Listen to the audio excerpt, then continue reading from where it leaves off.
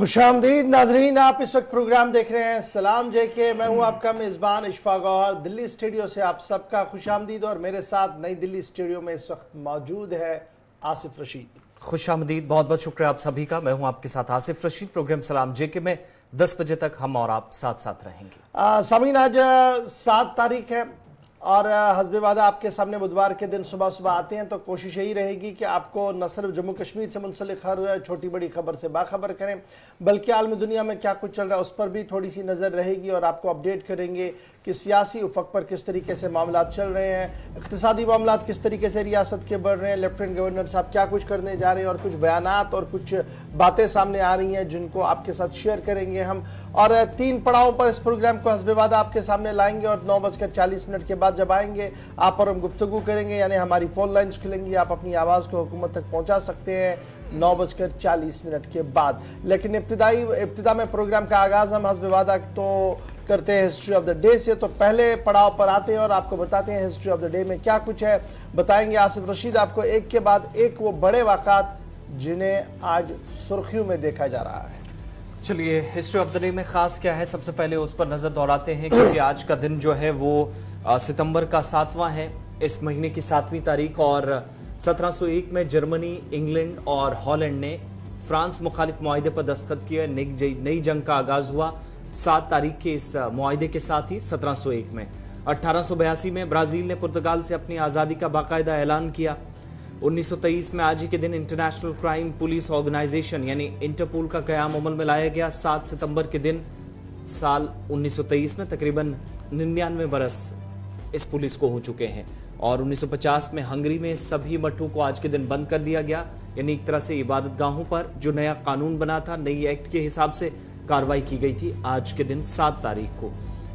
1970 में उर्दन में हुकूमत और अरब ग्रुपों के दरमियान लड़ाई का आगाज हुआ। 50 वर्षों बाद भी इस कशीदगी को या ताल्लुकात में जो खला था उसको दूर करने में तमाम इदारे नाकाम साबित हुए। आलमी बरादरी की तरफ से भी कोशिशें की गई, लेकिन 1970 में 7 तारीख को जिस जंग का आगाज हुआ था वो आज भी कहीं ना कहीं जिंदा है, खुसूसन अरब खित्ते के अंदर। 1977 में इथोपिया ने आज के दिन सोमालिया के साथ सिफारती ताल्लुकात तोड़ने का ऐलान किया, जिसके बाद इन दोनों ममालिक ने एक दूसरे के खिलाफ जो मुसल्लह अफवाज थी उनको आमने सामने लाकर खड़ा कर दिया। साल 2011 में आज ही के दिन रूस में हवाई जहाज हादसे का शिकार हुआ। 43 लोगों ने अपनी जान गंवा दी और तकनीकी खराबी बाद में बताई गई। जब रिपोर्ट सामने आई तो कहा गया कि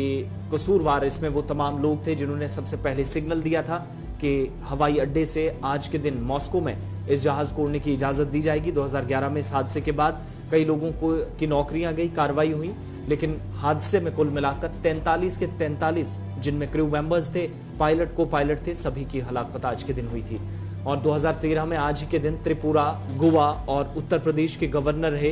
दुमेश भंडारी का इंतकाल हुआ। आज के दिन उन्हें या उनकी खिदमात को मुख्तलिफ हिस्सों के अंदर याद करके उन्हें खराज अकीदत पेश किया जा रहा। 2013 में आज के दिन तो 3 रियासतों में उन्होंने जिम्मेदारी उत्तर प्रदेश,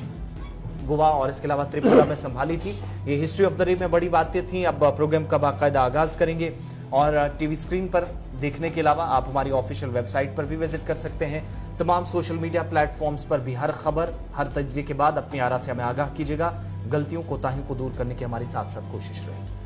चलिए जनाब, अब जरा खबरों के सफर को बढ़ाते हैं आगे और बात करते हैं सबसे पहले अमरनाथ यात्रा के हवाले से। अब आप सोच रहे होंगे कि जनाब अमरनाथ यात्रा की आज बात क्यों होनी है, अमरनाथ यात्रा तो इख्तिताम पजीर हुई है, लेकिन अब मुस्तकबिल में अमरनाथ यात्रा को मजीद आसान बनाने के लिए जम्मू कश्मीर इंतजामिया का एक और बड़ा फैसला सामने आया है। और ज़रा के मुताबिक जम्मू कश्मीर इंतजामिया ने बालतल और चंदनवारी ट्रैक, यानी बालतल से जो रास्ता जाता है और चंदनवारी से जो रास्ता जाता है अमरनाथ गुफा तक, उसे बॉर्डर रोड्स ऑर्गेनाइजेशन को देने का ऐलान कर दिया है। ज़रा बता रहे हैं कि इस सिलसिले में बाज़ाब्ता तौर पर मैनेजमेंट जो है उनकी और इंतज़ामिया के बीच पिछले कई महीनों से गुफ्तगू चल रही थी, जिसके बाद अब ये फैसला लिया गया कि बालतल से गुफा तक और चंदनवारी से गुफा तक जो रास्ता है उसकी मेंटेनेंस, उसकी मरम्मत और दीगर काम जो है वो बॉर्डर रोड्स ऑर्गेनाइजेशन की तरफ से किया जाएगा, ताकि यात्रियों को मुश्किल तरीन रास्ता है आसानी के साथ वो काट सके। इस सिलसिले में अब अभी तक जो लाइबिलिटीज हैं, चाहे वो टूरिज्म डिपार्टमेंट की तरफ से काम किया जा रहा था या रोड्स एंड बिल्डिंग्स डिपार्टमेंट की तरफ से काम किया जा रहा था, उस लाइबिलिटी को क्लियर करने की बात भी जारी कर दी गई है। मार्च 2023 तक जितनी भी लाइबिलिटी होगी उसे पूरा किया जाएगा, उसको क्लियर किया जाएगा। साथ साथ जब ये फैसला लिया गया कि बालटल और चंदनवारी के ट्रैक को बीआरओ को सौंपा जाएगा और वो इस गुफा तक बनने वाले रास्ते पर काम करेंगे, तो इंतजामिया ने एक और बात भी साफ कर दी है कि सुप्रीम कोर्ट और दीगर अदालतों के जो डायरेक्शंस वक्तन फवक्तन सामने आए हैं, उन सभी डायरेक्शंस को मद्देनजर में रखा जाएगा। माहौलियाती तवाजुन को बरकरार रखने की कोशिश की जाएगी और किसी भी तरीके से सूरत हाल उस तरीके की नहीं बनाई जाएगी जिस तरीके से हालात बिगड़ सके। अब याद रखिएगा, इससे पहले भी गुलाम नबी आज़ाद साहब के टेन्योर में श्राइन बोर्ड का मामला सामने आया था, उस वक्त भी इस तरीके की बातें सामने आ रही थी। बहरहाल आज अब बीआरओ को यह मामला दिया गया है, बालटल और चंदनवारी रास्ते को मजीद बेहतर मुस्तकम बनाने के लिए बीआरओ जो है वो काम करेगा। इस सिलसिले में जो ज़राया हमें बता रहे हैं, उनका मानना है कि principal secretary to government public works department और जिसे आप R&B भी कहते हैं,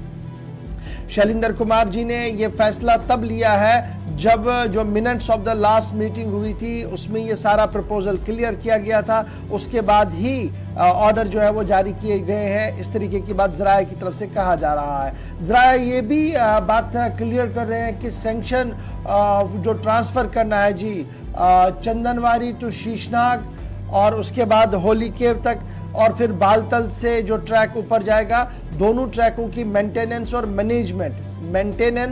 मैनेजमेंट बॉर्डर रोड्स ऑर्गेनाइजेशन को सौंप दी गई है। बॉर्डर रोड्स ऑर्गेनाइजेशन इस पूरे मामले पर काम करेगा, क्योंकि यहाँ पर वो सिर्फ काम नहीं कर रहे हैं बल्कि इस जैसे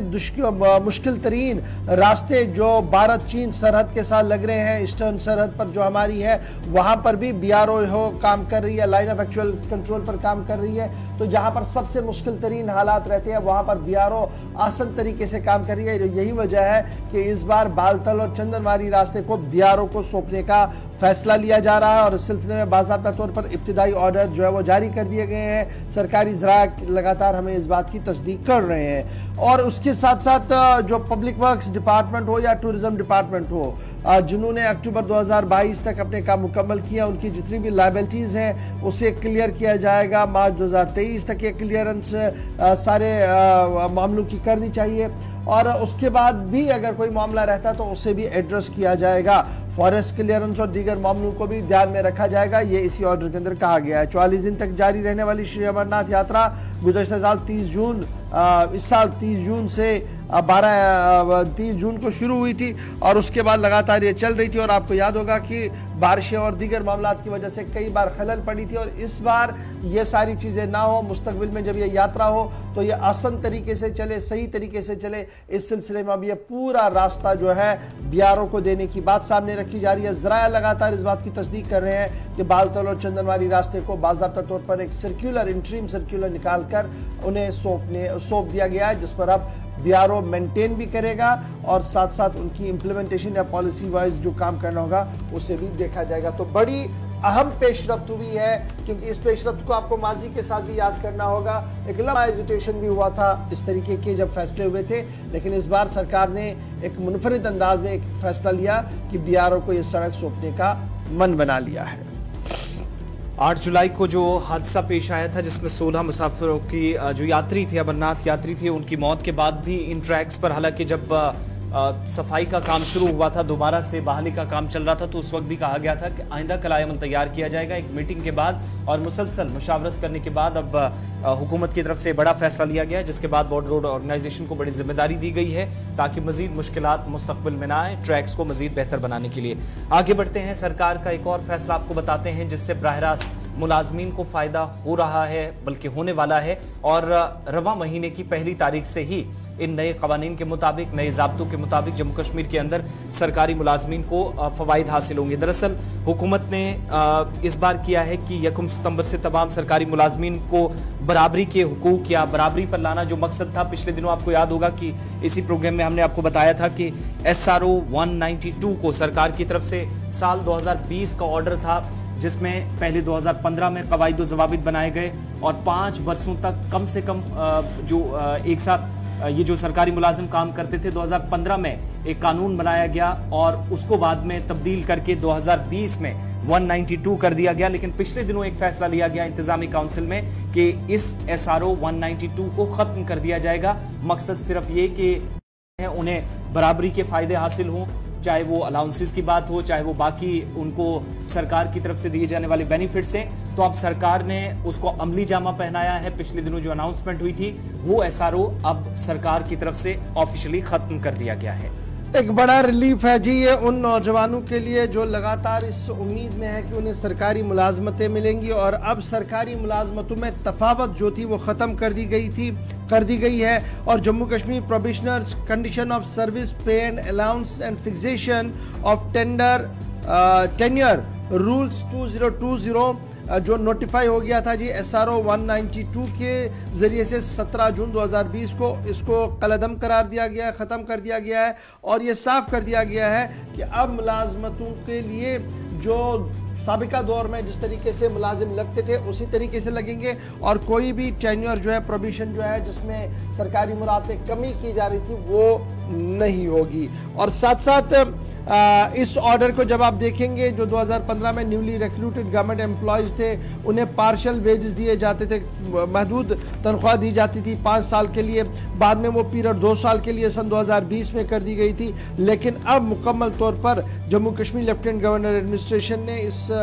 फैसले को हटा दिया है और साफ कर दिया, एट पार कर दिया है जी। मुलाजमीन को जब भी वो लगेंगे, जैसे भी लगेंगे, उन्हें एट पार कर दिया है। आपको याद होगा कि यौम आज़ादी की तकरीब के मौके पर लेफ्टिनेंट गवर्नर साहब ने जो तकरीर की थी और फिर एडमिनिस्ट्रेटिव काउंसिल का भी जो फैसला आया था, उसके पस मंज़र में इस सभी फैसले को जो है वो लिया जा रहा है। सभी सरकारी मुलाजमीन, चाहे वो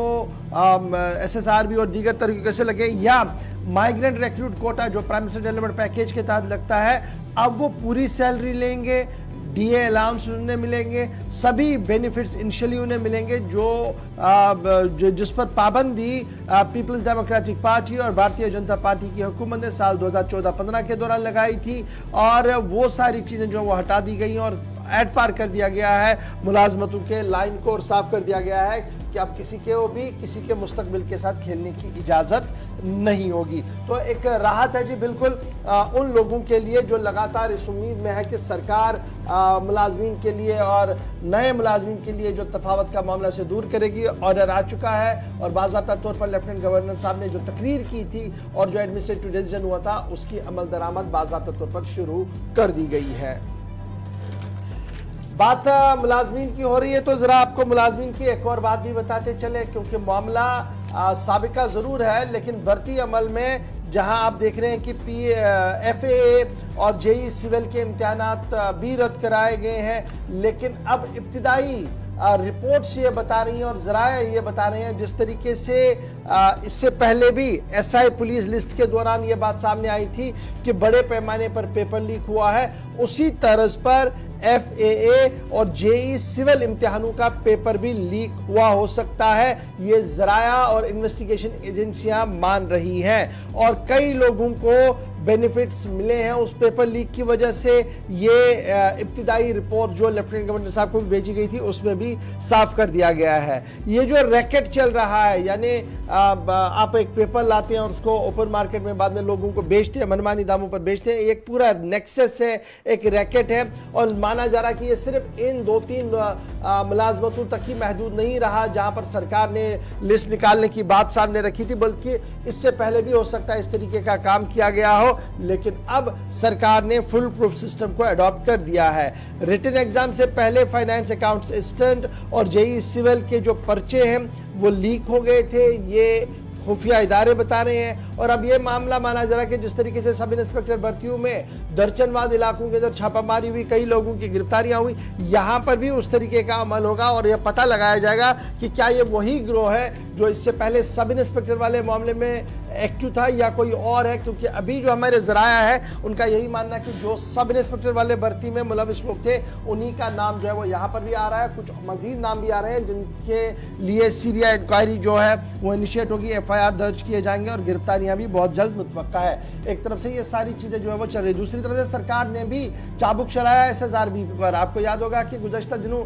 SSRB के अंदर बड़े पैमाने दिनों SSRB के अंदर बड़े पैमाने पर तबादले और तकर्रियाँ की गई। तकरीबन 20 से 30 साल से जो एक ही दफ्तर के अंदर मौजूद मुलाजमीन थे उनके तबादलों को यकीनी बनाया गया और हायर चेयर पर बैठने वाले लोगों को भी तब्दील किया गया। और सरकार लेफ्टिनेंट गवर्नर एडमिनिस्ट्रेशन ने साफ किया कि किसी भी कीमत पर उन लोगों को बख्शा नहीं जाएगा जिन्होंने इस तरीके से ये जो निज़ाम है नौकरियों के निज़ाम पर सवाल उठाया है और कानून जो है वो अपने मुताबिक वहाँ पर काम करेगी और उन्हें माकूल और मुनासिब सज़ा भी दिलाएगी। तो FAA और JEE सिविल के इम्तिहानों के बारे में जो इब्तिदाई खबरें हैं वो यही है कि उसी तरीके का पैटर्न यूज़ किया गया था जिस तरीके से SI जम्मू कश्मीर पुलिस के इम्तिहानों के अंदर बात सामने आ रही थी। चलिए आगे बढ़ते हैं। तो जहां पर एक तरफ सरकार के फैसलों की और इसके बाद की सूरत हाल पर बात हो रही थी, लेकिन बात जरा एक और हुक्मनामे के हवाले से आपको बताते हैं, क्योंकि जम्मू श्रीनगर कौमी शाहराह के ऊपर आने वाले कुछ दिनों के दौरान ट्रैफिक एक बार फिर मुतासिर हो सकता है। बल्कि ऐसी कुछ परेशानियां कल से आ रही हैं, जहां पर मुसलसल हम ये देख रहे हैं कि रामबन जिले के अंदर जिस पुल पर एक मौजूदा वक्त में यानी झूला ब्रिज जिसको कहा जाता है रामबन के अंदर,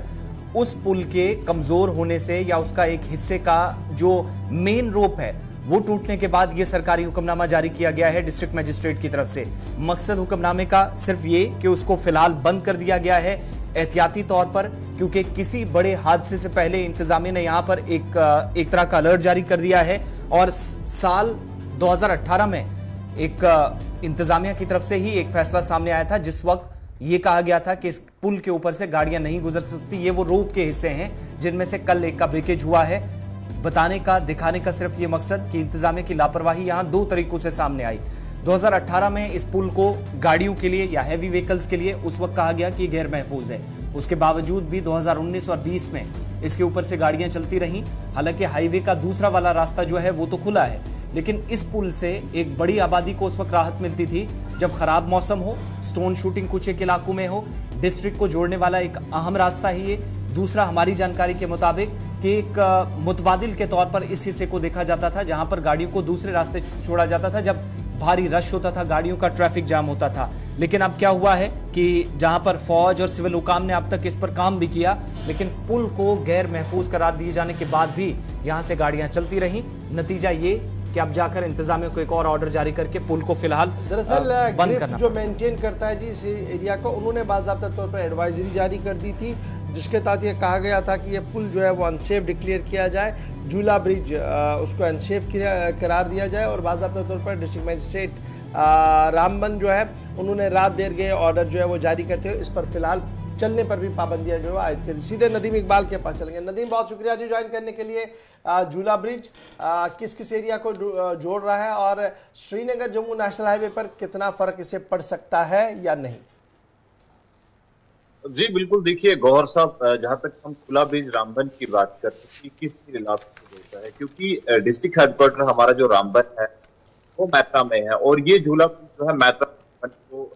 आपस में जोड़ता है। यानी ये चीज कि अगर आपको पानीहाल से, उड़ाल से, पोगल परिस्तान, खड़ी, महू, मंगिल से अगर आपको DC ऑफिस पहुंचना है तो आपके पास वाहिद रास्ता झूला ब्रिज रामबन था, लेकिन अब कल शाम से इस पर गाड़ियों के आमदन को बंद कर दिया गया है। और जहां तक हम देखें, क्योंकि हमने जब भी देखा अक्सर कोई भी इमरजेंसी केस हो, किसी पेशेंट को अगर जिला अस्पताल रामबन से अगर जम्मू की तरफ शिफ्ट किया जाता था और जिस वक्त हमारे पास मिहाड़ और कैफेटेरिया मोड़ बंद होता है तो उस वक्त इसी रास्ते से उन एम्बुलेंसेज को एलोक किया जाता था, या फिर किसी पेशेंट को भूल, संगलदान से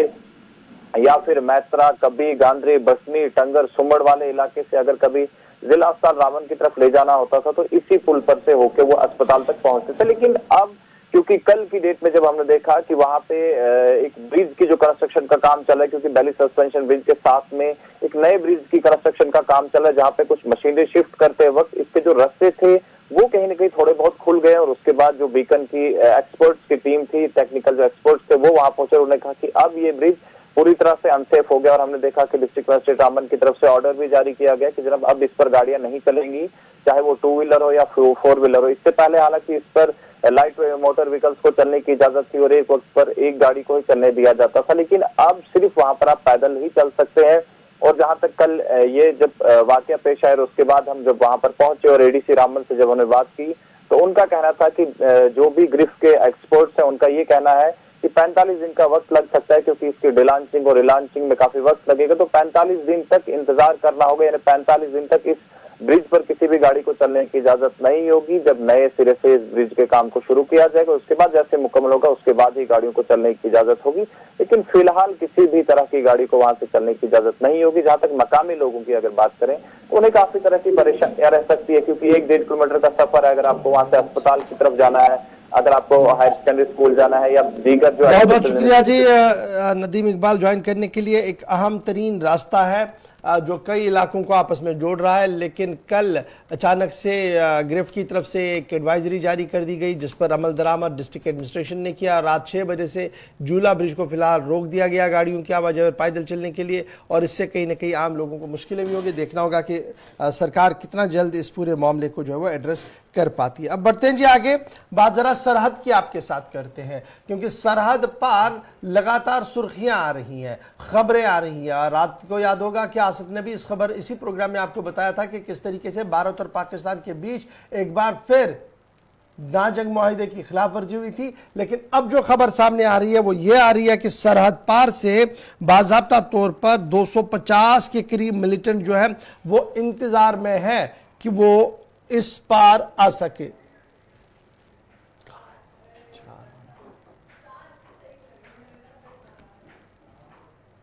पहले क्यों नहीं डाली हुई है, यहीं से पढ़ो खबर, पढ़ो ऐसे ही आप खबर। लाइन ऑफ कंट्रोल पर जहां पर चौकसी बढ़ाई गई है दोबारा, कल जहां पर हमने आपको बताया था कि मुख्तलिफ इलाकों के अंदर लॉन्चिंग पैड्स को दूसरी जगह शिफ्ट करने की बात कही जा रही थी और कहा गया था कि खुफिया इतलात फौज के पास हैं, जिसके बाद कार्रवाई अंजाम दी जा रही है, मुख्तलिफ इलाकों के अंदर नजर है। लेकिन अब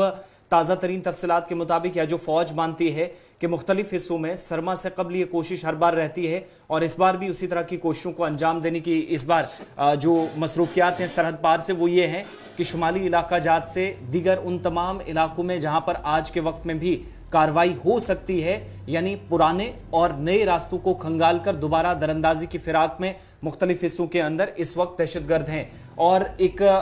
आंकड़े को जो कि फौज की तरफ से इस बार बताया गया है, तकरीबन 200 से 250 के दरमियान दहशतगर्द मुख्तलिफ हिस्सों के अंदर हैं, जो तमाम इन करीबी इलाकों में जो लाइन ऑफ कंट्रोल बिलखुसूस वो तमाम इलाके हैं जो पेट्रोलिंग पॉइंट्स पर भी हैं और कुछ ऐसे सेक्टर्स हैं जहां पर भारत और पाकिस्तान की अफवाज जो हैं मुश्किल सूरत हाल में रहती हैं, लेकिन बीच वाले एरियाज खाली हैं पहाड़ी इलाकों में। लिहाजा फौज ये मानती है कि ये वो पीरियड है, ये वो टाइम है जब बर्फ आने वाले दिनों में पड़ेगी और सीजन की पहली बर्फ के साथ ही आप देखेंगे कि सरहदी इलाकों में बिलखुसूस शुमाली हिस्सों से लेकर बालाई इलाकों से लेकर निचले इलाकों तक सरगर्मियां उस वक्त अंजाम दी जा सकती हैं, क्योंकि सरमा से कबल हर बार कोशिश रही है ताकि दरअंदाज इस पार आए। और यहाँ पर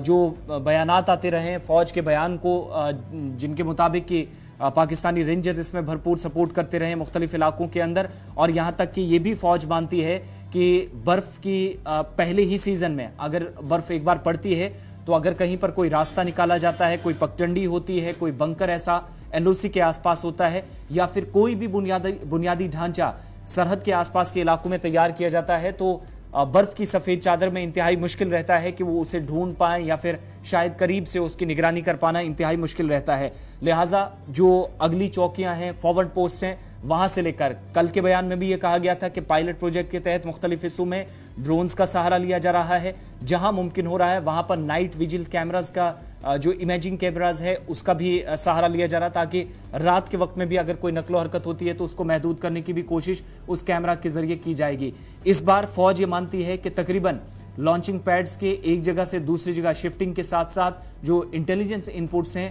250 से 250 के दरमियान इस वक्त जो दहशतगर्द हैं मुख्तलिफ हिस्सों के अंदर सरहद को अबूर करने की कोशिश में मसरूफ हैं। लिहाजा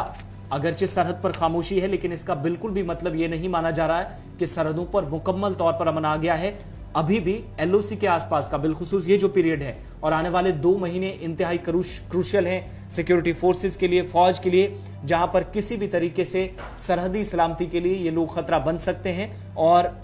इन इनपुट्स के बाद और चौकसी बरती जा रही है, चाहे वो इंटरनेशनल बॉर्डर्स हों, एलओसी के आसपास हों, लेकिन जिन जिन एरियाज में फौज ने ये क्लियर कल के बयान में भी कहा, आज फिर से जो बयान सामने आया है कि जिन जिन एरियाज में ज्यादा खतरात हैं, जंगलात हैं, पहाड़ी इलाके हैं, मुश्किल रास्ते हैं, पेट्रोलिंग के बावजूद भी इन इलाकों में खतरात अभी भी टले नहीं है। ये वो सारी सूरत हाल है जिसको करीब से देखने की एक कोशिश तमाम अफवाज की जानिब से की जा रही है। लेकिन इसी खामोशी के बीच जब हमने देखा तकरीबन 1.5 बरस के बाद अरनिया सेक्टर में, उस वक्त जब BSF की तरफ से इतला दी गई ट्वीट करके कि तकरीबन 1.5 बरस के बाद पाकिस्तानी फौज की तरफ से सीज फायर मुआहदे की खिलाफ वर्जी की गई, यानी एक तरफ खामोशी और दूसरी तरफ फायरिंग का कोई इस तरह का पहला बड़ा वाकया पेश आया। हालांकि दरअंदाजी के कुछ इंसिडेंट जरूर सामने आए थे और कुछ एक इलाकों में जहां पर इंट्रूडर्स को मारा भी गया, 1-2 जख्मी भी हुए, वापस फिर पाकिस्तानी हुकाम के हवाले किया गया। लेकिन अरनिया सेक्टर में चूंकि यहां इंटरनेशनल बॉर्डर है, तो उस इंटरनेशनल बॉर्डर पर कल ये कहा गया कि पाकिस्तानी रेंजर्स ने कुछ राउंड फायर किए, जवाबी कार्रवाई BSF की तरफ से की गई है। चलिए जनाब, ये तो सरहदी सूरत हाल थी कि जहां पर सिक्योरिटी फोर्सेस को अलर्ट पर कर दिया गया और खुसूसन कुछ सेक्टर्स जो करना केरन के हैं वहां पर काफ़ी ज़्यादा नज़र रखने की बात जो है वो सामने रखी जा रही है। सरहद पार की हलचल के बाद ज़रा बात शहर श्रीनगर की भी आपके साथ करें, क्योंकि शहर श्रीनगर को जाज़ब नज़र खूबसूरत बनाने के लिए श्रीनगर म्युनिसिपल कॉरपोरेशन का एक नुमाया और बड़ा रोल है और शहर की सफाई को लेकर भी अब इंतज़ामिया की तरफ से बड़े फैसले जो है वो लिए जा रहे हैं। माना जा रहा है कि श्रीनगर के अंदर शहरी इलाकों के अंदर म्युनिसिपल कॉरपोरेशन के हदूद के अंदर सफाई को यकीनी बनाने के लिए अब एक और मैनेजमेंट मैकेनिज्म जो है वो हाथ में लिया जा रहा है।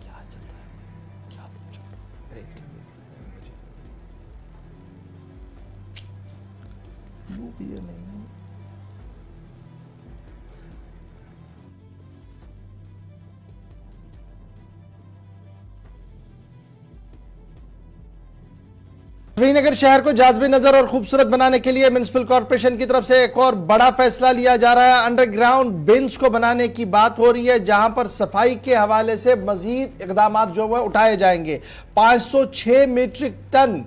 कूड़ा करकट जो है वो हर दिन श्रीनगर के मुख्तलिफ वार्डों से श्रीनगर म्युनिसिपल कॉरपोरेशन की तरफ से उठाया जा रहा है। ताहम अभी भी मुख्तलिफ इलाकों के अंदर ये शिकायतें मौसूल हो रही हैं कि सफाई का माकूल और मुनासिब इंतजाम नहीं हो रहा है। 29 लोकेशंस आइडेंटिफाई कर दी गई है श्रीनगर म्युनिसिपल कॉरपोरेशन की तरफ से, जहां पर इंस्टॉल किया जाएगा जी अंडरग्राउंड डस्टबिन और फिर बाद में उन्हें बाज़ाब्ता तौर पर किस तरीके से लेटेस्ट टेक्नोलॉजी के जरिए से साफ किया जाएगा उस पर भी जो है वो गुफ्तगू की जाएगी। और इस सिलसिले में बाज़ाब्ता तौर पर खबर यह है कि इस प्रोसेस को आगे बढ़ाने के लिए इंतजामिया की तरफ से एडवाइजरी भी जारी कर दी गई है और टेंडर नोटिस भी जारी कर दी गई है। सीधे श्रीनगर चलेंगे, साहिल इकबाल हमारे साथ इस वक्त फोन लाइन पर ज्वाइन कर चुके हैं। साहिल, जरा अपडेट कीजिएगा, ये जो म्युनिसिपल कॉरपोरेशन की एक नई पहल है शहर को मजीद जाज़बे नजर खूबसूरत बनाने के हवाले से, पहले हम देख रहे थे कि सुबह भी सफाई हो रही थी, शाम को भी कुछ इलाकों के अंदर सफाई हो रही थी, तमाम डाउनटाउन के अक्सर इलाकों से शिकायतें ये थी कि मजीद बेहतरी के लिए जो इकदाम उठाने चाहिए हैं वो अभी तक म्युनिसिपल कॉरपोरेशन की तरफ से नहीं उठाए गए हैं। अब खबर यह है कि अंडरग्राउंड बिन्स बनाई जाएंगी। क्या है ये अंडरग्राउंड बिन्स, क्या है पूरी इतला आपके पास? बिल्कुल गौहर, आपको मैं थोड़ा सा माज़ी दिखाने की कोशिश करता हूँ या अभी के हालात जो हम हैं वो बताने की कोशिश करता हूँ। अगर हम खास तौर पर श्रीनगर सिटी की बात करें तो यहाँ पर जो कूड़ा करकट, जो गार्बेज वगैरह जो है घरों से निकलता है या फैक्ट्रीज वगैरह से निकलता है या दुकानों से या होटल्स वगैरह से निकलता है, उसको जो है फिर खुले में डाला जाता था। यहाँ कहीं पर ऐसे रोड को चुना जाता था, उस रोड पर, खुले रोड पर छोड़ दिया जाता था, या कहीं पर डस्टबिन जो हैं वो इंस्टॉल की जाती थी डिपार्टमेंट की तरफ से, जो एसएमसी है उनकी तरफ से। लेकिन फिर उसमें इतना ज्यादा कूड़ा करकट होता था कि वो डस्टबिन जो है फुल हो जाती थी और उसके आसपास जितना भी इलाका होता है, जितनी भी जगह होती है, वहां पर वो कूड़ा करकट फैल जाता था। और उसकी वजह से जो है वहां पर जो जानवर हैं, कुत्ते हो, कुत्ते भी बहुत ज्यादा यहाँ पर हो रहे, और वो फिर उस पूरे करकट को और ज्यादा फिर फैला देते थे पूरे इलाके में, और इसके चलते वहां पर बीमारियां होने का भी खतरा लाक रहता था। और एक शेबी जो है वहां पर वहां जो जगह है वो बन जाती थी। और इस चीज को अब काउंटर करने के लिए एसएमसी एक बेहतर प्लान लेकर आ रहा है और अब जो है टेंडर्स भी इस चीज के लिए बाज़ाब्ता से निकाले गए हैं। आपको मैं बता दूं कि जिस तरह से आपने जिक्र किया कि अब अंडरग्राउंड जो है जो कूड़ा करकट है उसको डंप किया जाएगा श्रीनगर में। और इस तरह की, जिस तरह से पहले ही आपने अर्ज किया कि 506 मीट्रिक टन कूड़ा हर दिन जो है निकलता है घरों से या जो हमारे दुकानें हैं वहां से निकलता है, तो इस 506 मीट्रिक टन को अब अंडरग्राउंड जो है डाला जाएगा, अंडरग्राउंड डस्टबिन जो है वो इंस्टॉल की जाएंगी और 29 यानी कि 29 ऐसी जगहें हैं, लोकेशंस हैं जिनको मुंतखब किया गया है जहां पर ये अंडरग्राउंड डस्टबिन जो है वो इंस्टॉल की जाएंगी और लोग जो हैं उसमें अपना जो कूड़ा करकट है वो डाल सकेंगे। और उसके बाद क्या होगा कि जो एसएमसी के मुलाजमीन होंगे उनके लिए एक तो ये आसानी हो जाएगी वहां से निकालने के लिए, और उसके साथ साथ जो शहर श्रीनगर के लोग हैं वो भी बीमारियों से बच सकेंगे। और इसके साथ बड़ी और अहम बात जो ये है कि जो शेबी हम इमेज वहां पर पेश करते हैं, जिस तरह से हम सब जानते हैं कि शहर श्रीनगर सबसे ज्यादा टूरिस्ट्स को जो है होस्ट करता है, और जब हम ऐसी इमेज वहां पर लोगों को दिखाते हैं या हमारे टूरिस्ट हजरात जो बाहर से आते हैं या दुनिया भर से आते हैं उनको एक बुरी इमेज वहां पर देखने को मिलती है जब कूड़ा करकट सड़कों पर फैला होता है या गली कोचों में फैला होता है। लेकिन अब अंडरग्राउंड जब कूड़ा करकट जाएगा तो उससे वो शेबी इमेज जो है वो बच सकेगी और हम सही मायनों में उन्हें एक टूरिस्ट डेस्टिनेशन दिखा सकेंगे, बल्कि इस के मुताबिक जो हम इससे पहले गार्बेज वगैरह दिखाया करते थे। कुल मिलाकर अभी तक हम देख रहे थे कि जो शहर के अंदर डस्टबिन रखे गए थे, चाहे वो श्रीनगर एयरपोर्ट रोड पर हो या डाउनटाउन पर हो, एक कलेक्शन पॉइंट्स बनाए गए थे। अब सरकार ये कह रही है कि जनाब अब हम तो आपको पॉइंट्स बताएंगे लेकिन वो बाहर कोई कचरा नहीं होगा, आप उसमें डालेंगे तो वो अंडरग्राउंड ही जाएगा और अंदर से ही वो कैसे उसमें एक मैकेनिज्म जो बहुत सारी रियासतों के अंदर अडॉप्ट किया गया है, तकरीबन 10 से 12 घरों के लिए एक वो बनाया जाता है एक बिन, तो इसको आइडेंटिफाई कर दिया गया फिलहाल डाउनटाउन के लिए, जहां पर रास्ते भी शायद छोटे हैं, जहां पर आप हर दिन गाड़ी भी नहीं भेज पा रहे हैं, शायद ये उसके लिए मैकेनिज्म है। और क्या तैयारियां मुकम्मल हो गई हैं म्युनिसिपल कॉर्पोरेशन की तरफ से? बिल्कुल, आपको गौहर मैं इसके साथ साथ ये भी बता दूं कि म्युनिसिपल कॉर्पोरेशन ने इसके लिए बाकायदा से टेंडर्स जो है वो जारी कर दिए हैं और प्रोसेस जो है बिल्कुल जारी और सारी है। और इसके साथ साथ एक और बड़ी खबर ये भी है कि हाल ही में म्युनिसिपल कॉर्पोरेशन ने कहा था कि वो कुछ जगहों पर इस तरह की जो टेक्नोलॉजी है वो यूज करेंगे, जिससे अब जिस तरह से हम पहले देखा करते हैं, अभी भी देखने को मिलता है कि यहाँ से जो गार्बेज वगैरह है उसको निकाला जाता है, फिर शहर के साइड में या यूं कहें कि सिटी के जो अंदरूनी या हिस्से हैं वहां पर ले जाकर उस गार्बेज को जो है खत्म किया जाता था और उसको फिर वहां पर जलाया जाता था या किस तरह से वो खत्म करते थे। लेकिन अब साइंटिफिकली इन्होंने कुछ एक जगहों पर इस तरह की टेक्नोलॉजी इंस्टॉल करने की बहुत शुक्रिया हमारे साथ साहिल इकबाल ज्वाइन करने के लिए, बताने के लिए कि म्युनिसिपल कॉर्पोरेशन एक और पहल आगे बढ़ा रही है शहर श्रीनगर को साफ करने के लिए, और इस सिलसिले में जो बड़ा काम हो रहा है वो ये हो रहा है कि अंडरग्राउंड डस्टबिन बनाए जा रहे हैं जहां पर अब ये कचरा आपको बाहर नजर नहीं आएगा, उसमें आप डालेंगे। लेकिन अब ये कब शुरू होगा, कब तक ये इंप्लीमेंट होगा और उसके बैक एंड पर जो आपका टेक्निकल सपोर्ट और दीगर चीज़ें क्या वो हमें पूरी तरह से मुहैया होंगी, एक बड़ा सवाल होगा। छोटा सा ब्रेक यहाँ पर, ब्रेक के उस पार आपके साथ आप बात करेंगे और बात करेंगे एनसीईआरटी सर्वे के हवाले से जो खबर सामने आ रही है, फिर मजीद कुछ बातें आपके साथ करनी है, कुछ अहम खबरें आपके साथ शेयर करनी है। उम्मीद है कि आप हमारा साथ देंगे। छोटे से ब्रेक के बाद फौरन हाजिर होते हैं।